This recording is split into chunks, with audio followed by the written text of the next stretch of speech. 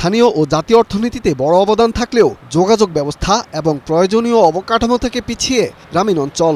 বিশেষ করে দুর্বল রাস্তাঘাটের কারণে পোহাতে হয় সীমাহীন ভোগান্তি, যা আরও চরম আকার ধারণ করে বর্ষা মৌসুমে। তবে স্থানীয় সরকার নির্বাচনের আগে সেই সংকট পুঁজি করেই সড়ক ও কালভার্ট সংস্কারে ৫,০০০ কোটি টাকার এক প্রকল্প নিয়েছে সরকার।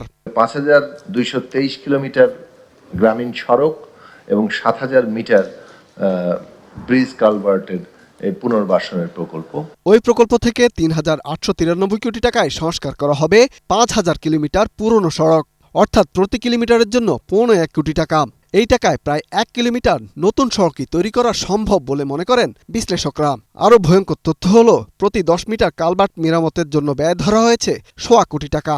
গ্রামীণ সড়কের পুনর্নির্মাণে এত খরচ হওয়া এটা অস্বাভাবিক, কারণ নূতন সড়ক নির্মাণ করতে গেলেই এলজিইডির মোটামুটি এই ধরনের খরচ হয়। সেই জায়গাতে পুনর্নির্মাণের জন্য একই ধরনের খরচ, এটার ভেতরে বড় রকমের একটা দুর্নীতির সুযোগ তৈরি হয়ে যায়। এখানেই শেষ নয়, গ্রামের রাস্তা মেরামতের জন্য বায়না ধরা হয়েছে কোটি টাকার ৮০টি কম্পিউটার কেনার, আছে ৩০ লাখ টাকা ব্যয়ে সফটওয়্যারের প্রস্তাব। এই ধরনের কাজ অন্য ঠিকাদার দিয়ে করানো হলেও প্রকল্পের জন্য কেনা হচ্ছে ৬৪টি রোড রোলার, যাতে ব্যয় হবে ৭৭ কোটি টাকা। রয়েছে ৪ কোটি টাকার মনোহারী সামগ্রী, ১৪০টি মোটরসাইকেল, ২টি জিপ এবং মোটরযান পরিচালনা বাবদ ৩.৫ কোটি টাকার আবদার। আর এসব কাজ দেখভালে পরামর্শকরা নিয়ে নেবেন ১৪ কোটি টাকা। সার্বিক বিষয় বিশ্লেষণ করে এই প্রকল্পে বড় শুভঙ্করে ফাঁকি দেখছেন সাবেক এই পরিকল্পনা সচিব। কম্পিউটার ক্রয়ের জন্য এত টাকা রাখা, প্রায় ১৫০ মতো কম্পিউটার ক্রয় করা যাবে, যে টাকা ধরা হয়েছে ১.৫ কোটির মতো টাকা ধরা হয়েছে। উপরন্তু প্রকল্প হলেই গাড়ি কিনবে, এই কালচার থেকে আমাদের বেরিয়ে আসতে হবে।